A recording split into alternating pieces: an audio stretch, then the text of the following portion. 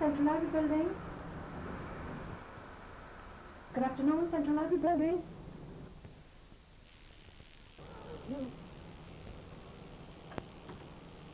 I'm trying to connect you.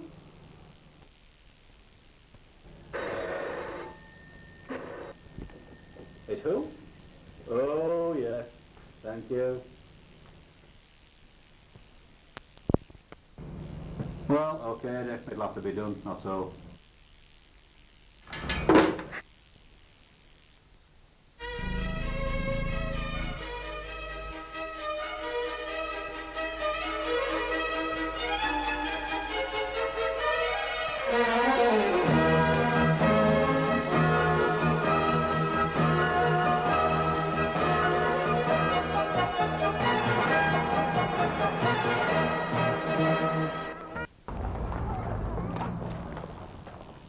All the books that we've got in here belong to the people out there because they pay their rates for the library. You've got to be sure that you spend that money accurately. This in the early 70s, libraries took a change from being just holier than thou, quiet please and don't speak. We became librarians like to call themselves cultural and educational centres. I think we have become that in the true sense of the word now. People have begun to realise that the information that they're seeking, as well as the recreation that they're seeking, is available in libraries.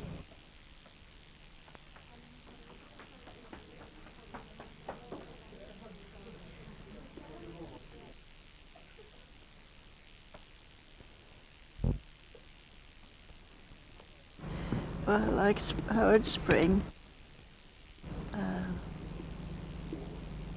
Daphne du Maurier, and a lot of the old ones. This is a very good book. I'm trying to find out how to paint. I really am.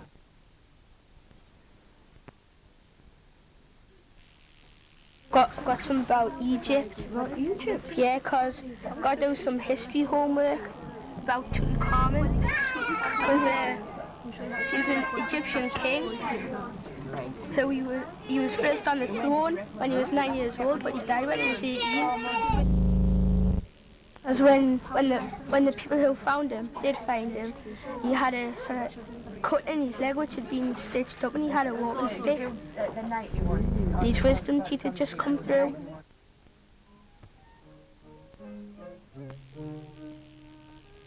For the concerts that are advertised on here, the Northern Symphonia and the others. I put the tent in here, you see. Right. There's lights.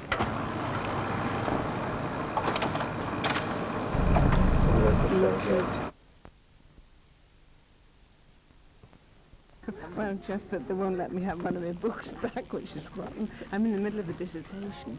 So, I've had them for 6 months, you know. It's not running properly.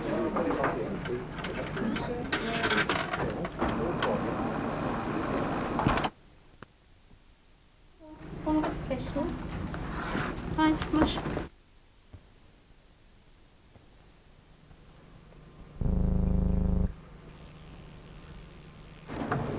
The Emma baby was big quiet.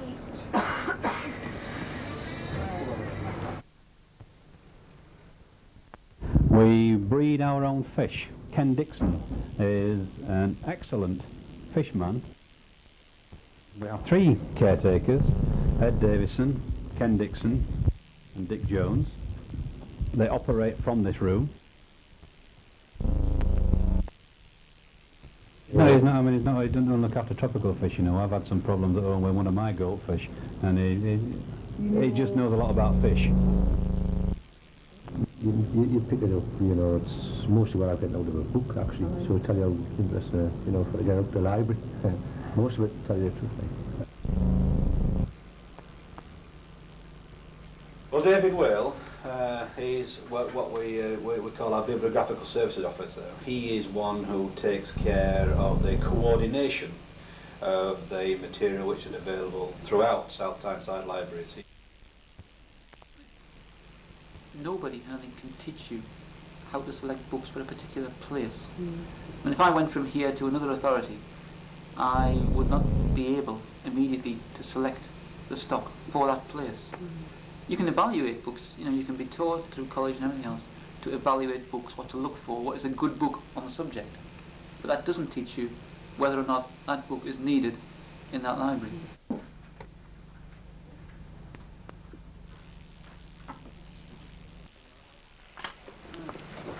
This is the list that comes to me as a copy with all the branches on and also centres, the books that they want to buy. So what I then do is make out an order card for each book. That then goes in the order files, which are like this.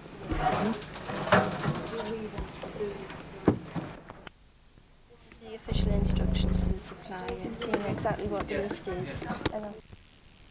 David signs it here. Right. And then it goes up to the post room. You want to deal with the ordering side, you know, from the approvals and the lists and things like that. And my responsibility starts when the books actually come into the building.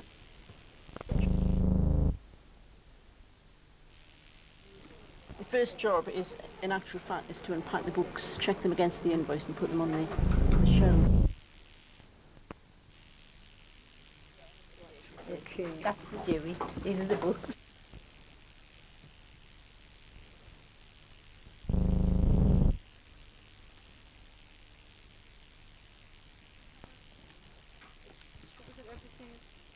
Well, 000 to 900. We start off at 000, which is the generalities 000. And you go right up to 999, will you believe? Travelling out of space, I believe. Extraterrestrial words. I get the book first of all, and I look at it. Hollywood. Usually what I do is I read the blurb to see what it's about. This one happens to be about making films. There's a couple of numbers that you can use, but the actual number that I prefer is the number for films. 791.4, 312. Just about it. Is there ever been anything you just haven't been able to classify? Oh yes. Really? Yeah. Actually, I had one, when was it? About 6 months ago, and it was the story of the iceberg that sank the Titanic.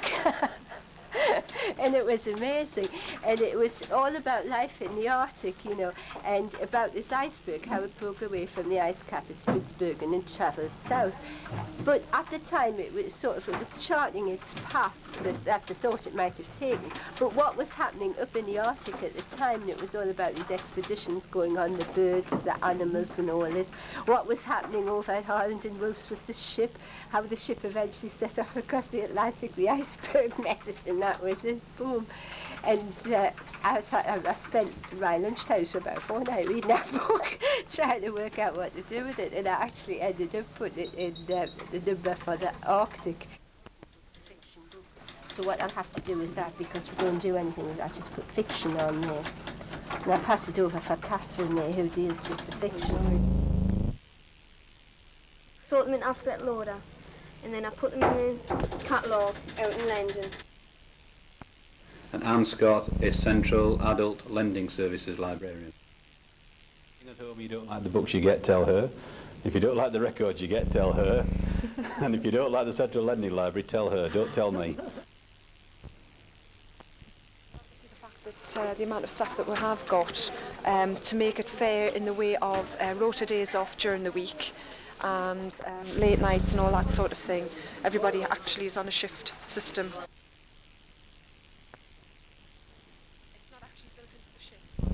It's done on a daily basis when Betty actually drafts a timesheet up for that day. Right. When she's actually doing a timetable for that day, she makes sure that everybody has a fair turn. For example, that obviously somebody who's in desk all night, say if they're working a late night and they're in desk from 4:30 till 7, there's no way we would have them in desk on an afternoon. Saturday staff, they're paid weekly. You have to wait for it. So how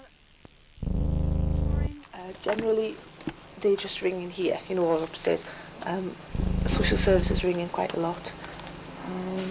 Once or twice we've had doctors know there was the son or daughter call in. And then I call out, hopefully within the next couple of weeks, and have a word with them, find out what sort of books they like. An example would be 3 or 4 novels, some historical, 4 Mills and Boon. We'll just write them on the corner there, and it's just a quick check for Yvonne and myself. You know, 4.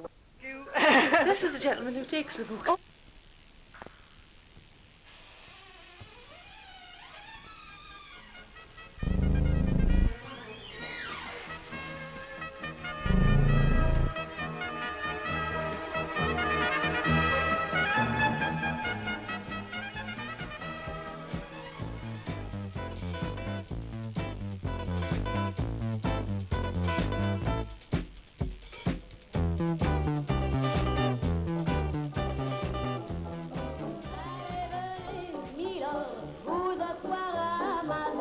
Il fait si pour moi dehors, ici c'est confortable. And some can't sing at all, but how we love our outings to the Royal Albert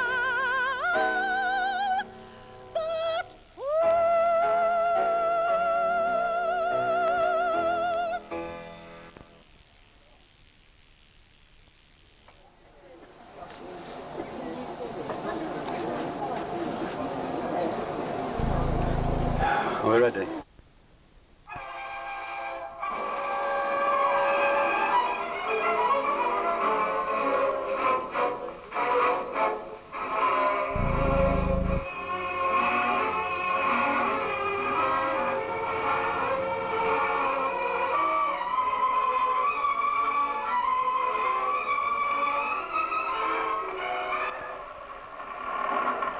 How are you feeling, Bill? My brother think my throat's cut. Susan having a snap. Oh no, Timmy! We've just got the dregs left from the table. That's like Susan and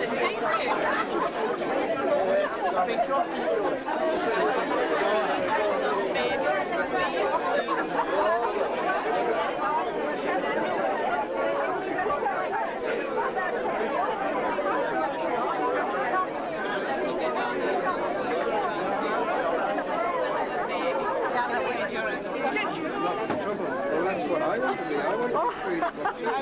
She's there again.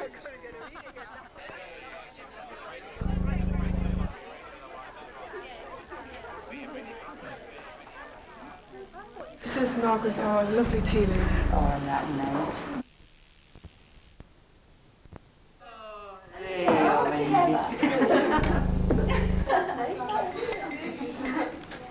What's the tea like here, Wendy? Very nice.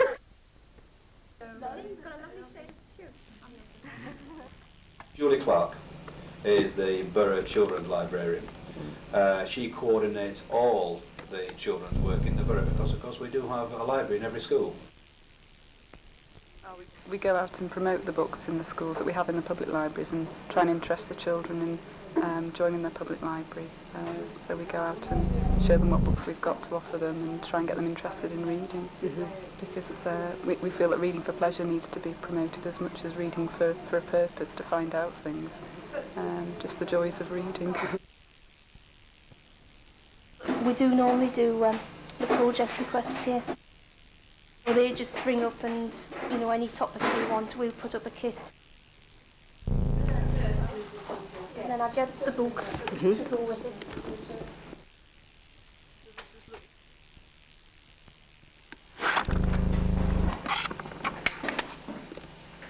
Right.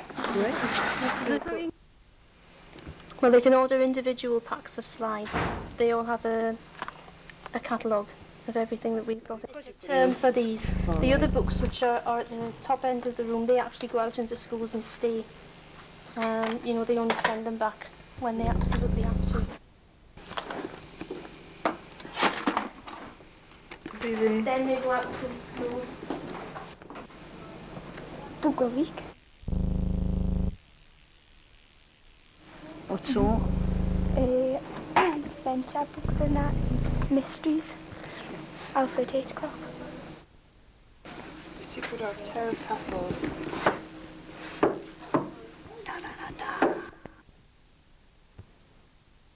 Please, Snowman. There's another one by him. But Fungus the Boulderman will be in here. Go on, choose a book. Choose a book. Come on, it's time to go home. Choose a book. Let's get this sorted. Amy, you'll have on this one. What's in there?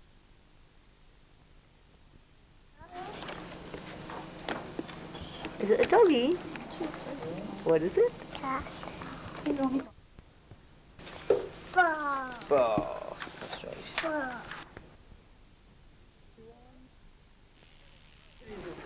Oh, they love the library.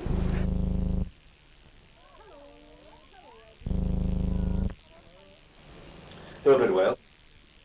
She's a reference librarian. She's responsible for the educational side of the library. Why do you find the library useful? Because it's very quiet. And it's good just to come down and work in.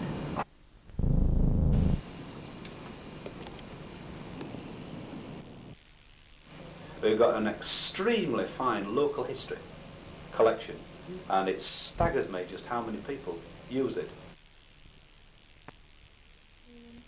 For the earlier stuff, about 1700s, this is through there. But then this part of the local history department, the fact you don't throw anything away. Therefore, it's a continuing problem of storage.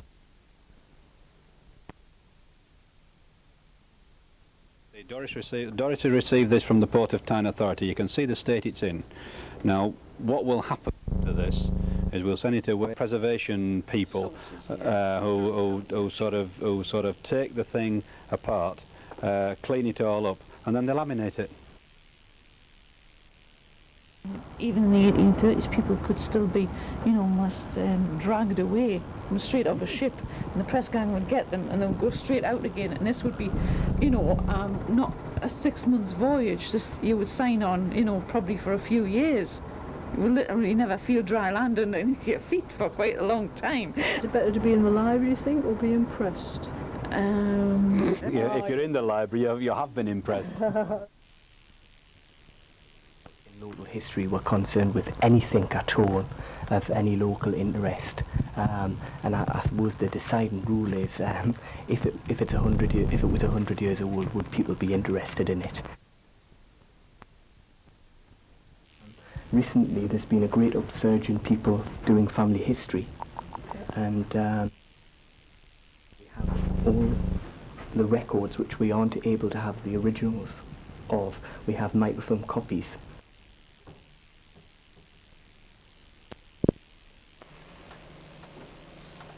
Abbott is my deputy, and he helps me in two ways. If I want a piece of information, he can retrieve it immediately. He's got a good mind for ordering. Things don't go well, sometimes I usefully forget it, but Dave will say, hey, don't you remember when we did so-and-so? Well, this could be a little bit similar, and perhaps we should do this, that and the other. And he's great. The idea is it enables us to get into other people's databases, like our book suppliers, so we can find out what is available immediately rather than wait weeks for them to reply to us, and also to be able to get into the database of the British Library, so we can get our reservations more quickly, we can identify them faster. Use a computer to help you find books. Yeah.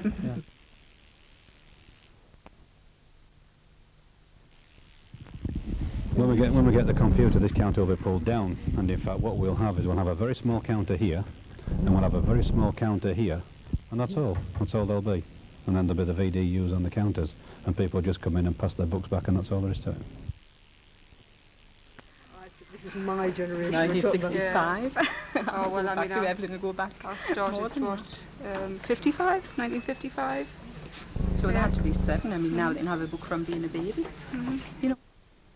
Yes, and of course children weren't really allowed in the adult parts, I mean, used to have sort of wooden benches just as you went into each department where they could sit. I remember sitting there every day when I used to I mean, work it my was, you know, they were very strict about, you know, sort of how quiet they had to be. And, yes, it's not quite the way it used to be. So, I mean, that has changed. Readers' inquiries. Yes. I think just dealing with the public, I think that's you know, sort of, well, I mean, that is the main part of the job after all, isn't it?